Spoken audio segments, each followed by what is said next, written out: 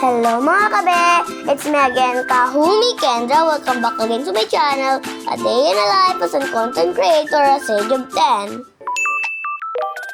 Good morning mga be! 5:30 na nga ako dyan nagising. Nagugay nga ako dyan para magputos, para hindi magulo ang buko kapag nagsaing na ako. Nagsaing na nga ako dyan mga be para sa kakainin kong almusal. Ininit ko na nga dyan ang ulam ko kagabi, yung kalabasa nga. Inalo-halo ko lang nga dyan para lahat mainit. Nagkain na nga ako dyan at fast forward nga, nakaligo na nga ako. Tint na nga ako dyan at nagpabango. At habang nagpapabango nga ako dyan ay natapsikan ko ang kapatid ko. At ayan nga, inayos-ayos na nga dyan ang kapatid ko ang ipit niya para daw maganda siya. Hindi nga siya dyan mapakali at kung papaano niya ilalagay ang ipit niya at kung papaano siya magpo-pose. Tapos na nga daw siya at nakaayos na siya. Papunta na nga dyan kami ng kapatid ko sa school. Magkasama na nga kami dyan para sabay na. Medyo unti nga pala nga ang nagdarating ng mga classmate ko. Fast forward, nag-flag ceremony na nga pala kami at pagkatapos namin mag-flag ceremony ay nag-exhibition kami.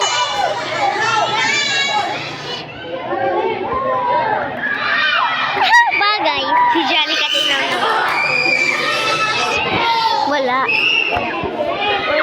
Wala.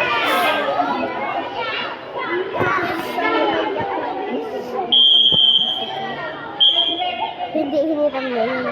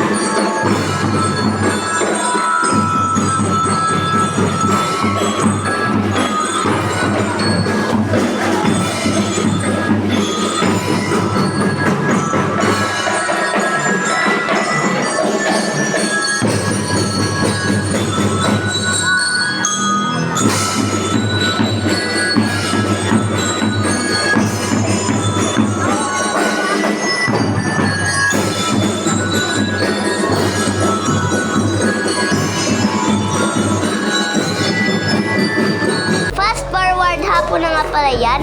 At tamang picture-picture muna ako dyan kasi nag-JS kami. Nakauwi na nga pala ako dyan at nagkakain muna ako dyan ng pang-lunch ko. At habang nag-lunch ako ay dumating na ang Shopee ko.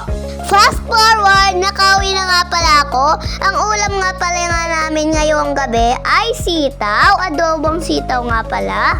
Sa mga part na yan ay hinihiwa ko na dyan ang sitaw. At ayan nga, niluluto ko na dyan. Ang sarap nga ng luto ko. Yung kapatid ko na muna nga pala ang pinahawak ko dyan dahil busy ako sa pagluluto. Oh, hindi ako sponsor dyan ng Norcubes ha. Baka naman, Norcubes. Char lang! Natapos na nga pala ako magluto at habang hindi pa ako gutom ay nagpanood muna kami dyan ng kapatid ko. Ayan nga pala at nagkakain na nga pala sila dahil ako ay hindi pa gutom. At habang nagbibideo nga ako ay sinabihan ako ng mama ko na magkuha na ako ng pagkain at subuan ko ng kapatid ko. Kaya for the go na tayo. Nakakuha na nga pala ako dyan ng pagkain at syempre susubuan ko na ang kapatid ko. At tamang panood lang nga naman kami dyan. At sabi nga dyan ng kapatid ko na videoan nga daw siya. At iyan nga sabi ko sa kanya na mag-pray muna kami. At syempre mag-usubo-subo na muna tayo dyan at susubuan ko na ang kapatid ko. At dito na nga lang daw nagtatapos ang aking video. Sana nagustuhan nyo. Salamat sa panonood. Thanks for watching. Bye! Mwah!